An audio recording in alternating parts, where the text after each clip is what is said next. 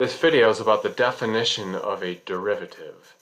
For our notes, we're going to recall, and this is recalling from a previous video, that when finding the slope of a tangent line or an instantaneous velocity, or rate of change, we get the following limit. Now this limit is fully developed in that previous video. The limit is this. The limit as h approaches 0 of f of x plus h minus f of x all over h. You may recall this involves the slope of the secant line, and then we turn the secant line into a tangent line with this limit. The limits of this form have such broad application that we give it a special name. So there are two ways to define this, and they're interchangeable. Some authors or textbooks or people prefer one over the other, but they both get the job done. The first definition is this: the derivative of a function f at a number a is as follows. F, and then the notation is to put this little prime mark. It's like a little tick mark on the upper right corner of f, the function name.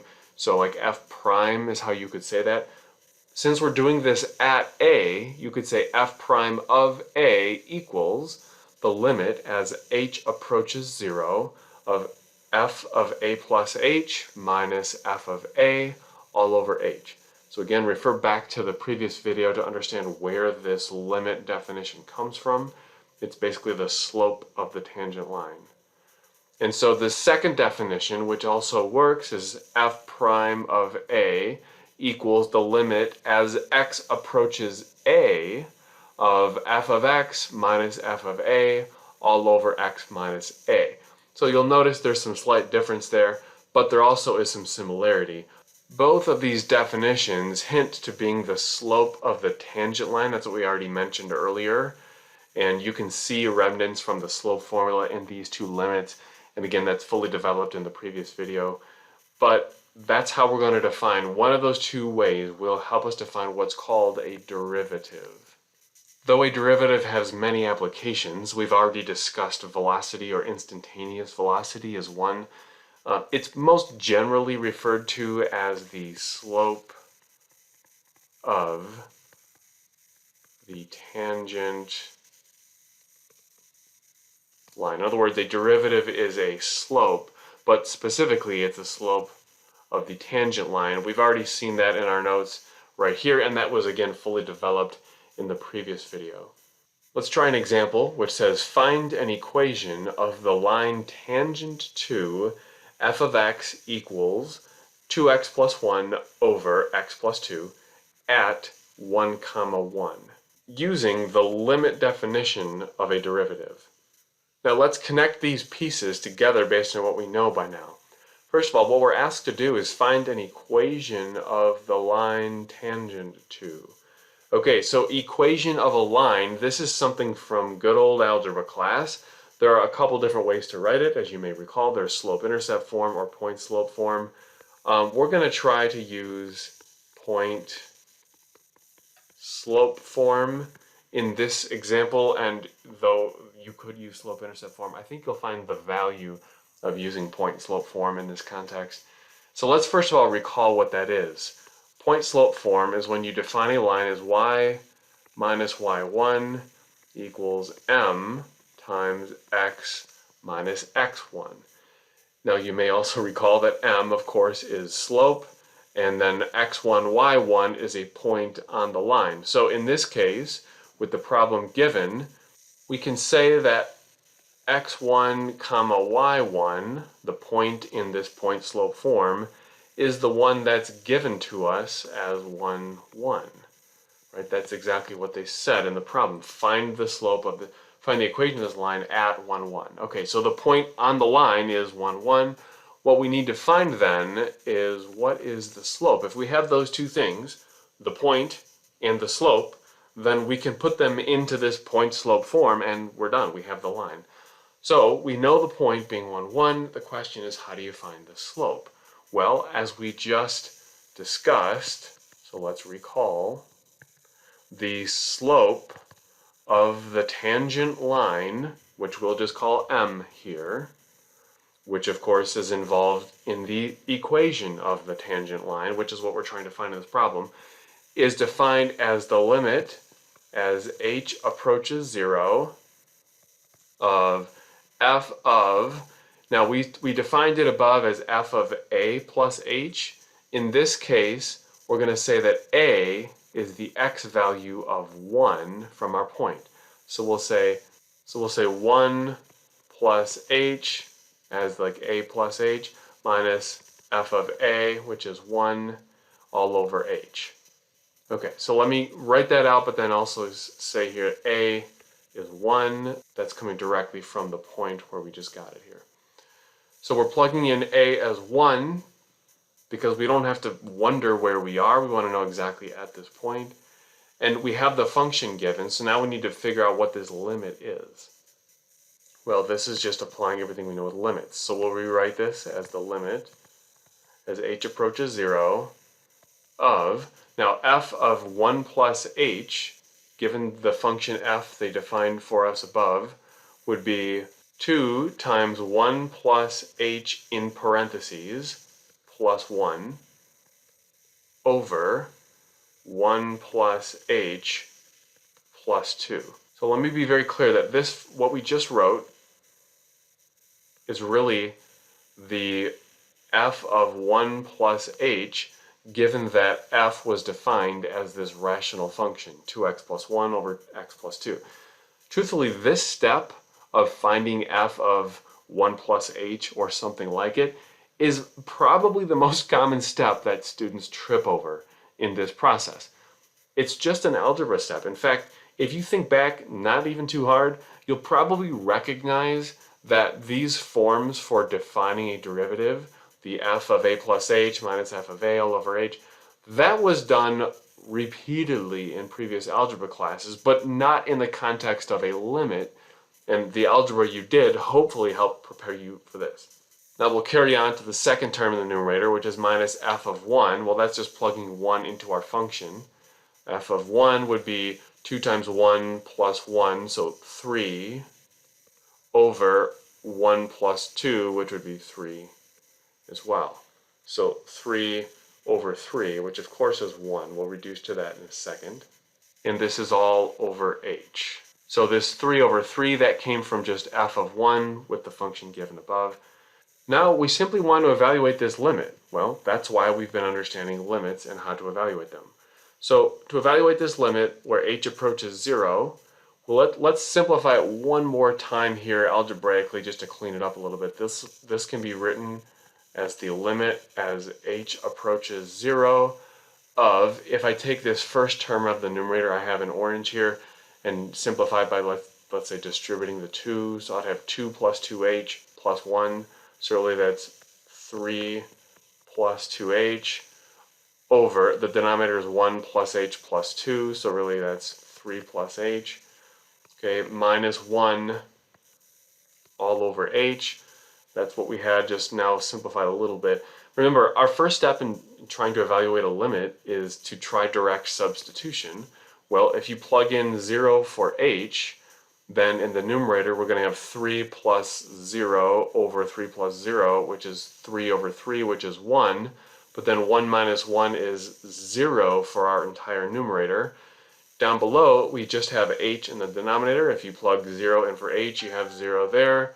Well, that's a problem. 0 over 0 is an indeterminate form. But don't fear, we've handled this before. That just means we have to try some more algebra. And in this case, I would suggest we're probably going to try to simplify the complex fraction. So let's rewrite this as the limit as h approaches 0 of 3 plus 2h over 3 plus h minus 1 all over h. But let's multiply, to simplify this complex fraction, by the minor LCD, that is the LCD of the little denominators, which would just be 3 plus h. So if I multiply by 3 plus h for the entire numerator and the entire denominator, this is not the only way to simplify this. If you have a more preferred way, that's fine too. Let's go ahead and continue this. If I distribute the 3 plus h inside, I'll end up with the limit as h approaches 0, don't forget to keep rewriting the limit, of 3 plus 2h minus 3 minus h over h times 3 plus h. Now we can simplify the numerator even a little more and rewrite this as the limit as h approaches 0 of, in the numerator we have 3 plus 2h minus 3 minus h, the 3's cancel. 2h minus h is just h over h times 3 plus h. Well, then the 3's would, or the h's would cancel. This is really just then 1 over 3. So what we've just found is that the derivative of this function, also known as the slope of the tangent line, is 1/3. Now that matters because our ultimate goal is to find the equation of this tangent line, which involves the slope, as we said earlier. So let's put this all together. Our equation in point slope form will be y minus y1, but we've already said y1 is 1. So there's y minus y1 equals m. Well, we just found that m, the slope of the line tangent, is 1/3. We found that using the derivative definition with the limit. There's m times x minus x1, but we already said x1 is 1 as well. So y minus 1 equals 1/3 times x minus 1 is the equation of the line tangent to this function at that point. I think it's kind of fun and interesting to see if this all actually works. So there's a lot of theory being tied together here. Let's go ahead and try to use a graphing calculator to plot our function and the tangent line that we've now found the equation for, and see if it actually works looking like it's a tangent at the point 1, 1. In our equation editor in a TI-84 Plus graphing calculator, I've now typed in two things. For y1, I've typed in our original f of x function in this problem, the 2x plus 1 over x plus 2. Of course, be very careful typing in things in a calculator like this with parentheses and all. And then in y2, I've typed in the equation of the tangent line we just found, but of course to type it in a graphing calculator you have to solve for y, so if you solve the equation we got in point slope form for y, which isn't too hard to do, you get this y equals 1/3 x plus 2/3. Alright, so what we're expecting, if everything we did is correct, when we graph this, is to see that this line, y2, looks tangent to this curve, y1, at the point 1, 1. If we do like a zoom 4 to look nice and close at this, we'll see first of all the curve of our function graphed, and then the tangent line should come through the window, and as you can see, it actually does intersect the graph right at the point 1, 1. You know, never trust a picture fully to do everything for you, but it's nice to have a picture confirm what you're already expecting according to the theory and the algebra that we've done. Let's try another example, which says find f prime of a if f of x equals x to the negative 2 using the limit definition. Well, this limit definition is what we have defined above in our notes, and we'll be able to say this: f prime of a is the limit as h approaches 0 of f of a plus h minus f of a all over h. This is one of the two forms defined above in our notes. Either form would work, but let's go through this one for now. So if I rewrite this limit, but now with the function defined as x to the negative 2, we end up with the limit as h approaches 0 of a plus h to the negative 2, that's f of a plus h, minus a to the negative 2, that's f of a, all over h. Well, this is just going to use everything we know of limits, but let's rewrite this algebraically. These negative powers could be a little tricky, so let's understand them fully first. Let me rewrite this as the limit as h approaches 0 of 1 over a plus h all squared instead of the a plus h to the negative 2. As you recall with exponents, that's equivalent.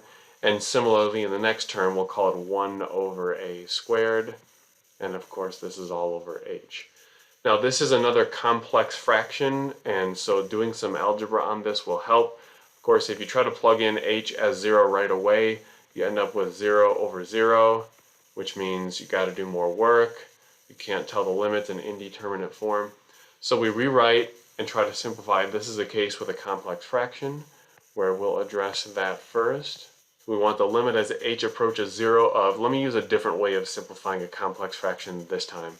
If you kind of just get a common denominator for these numerator terms, we'd end up with a squared minus a plus h squared over a squared times a plus h squared.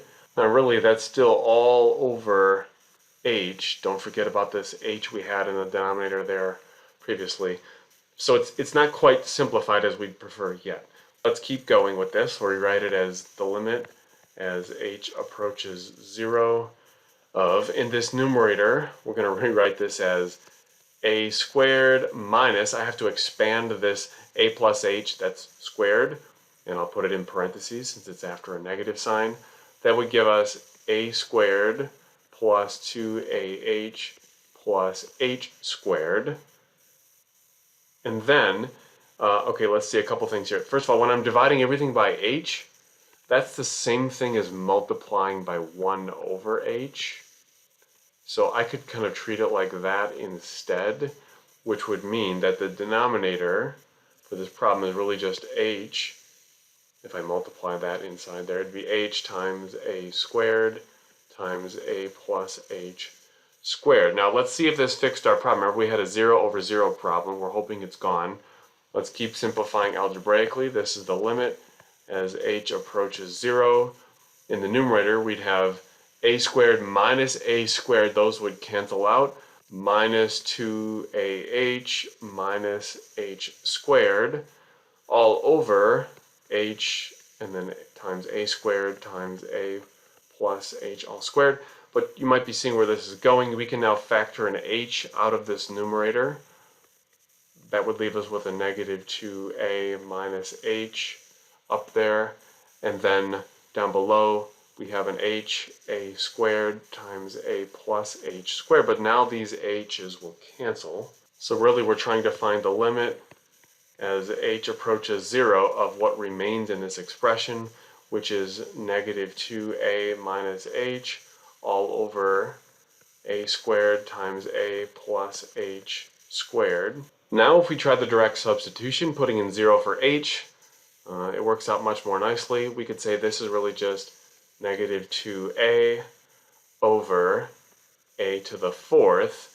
If you just plug in 0 for h, combine a couple factors there, which is really just negative 2 over a cubed, which is exactly what we wanted. So we'll say here f prime of a equals negative 2 over a cubed. That's what the question was asking. Find f prime of a. And there it is. Now let's understand what this is before we wrap this up here. F prime is what we found using the formula for the derivative that we've discussed in our notes already, which means we just found the derivative of this function at a. Remember that as you can see in previous examples and definitions, a derivative is really a slope of a tangent line. So you may say, well, this isn't a number. How would I make that into a slope? No, but this given generally for a, remember, would be the derivative at a. So if you plug in some value for a wherever you want on a function, then it will give you the slope of the function's tangent line at that value. So really, this answer is a derivative that's kind of like a formula that will give you the slope of the tangent line for any particular value a that you pick.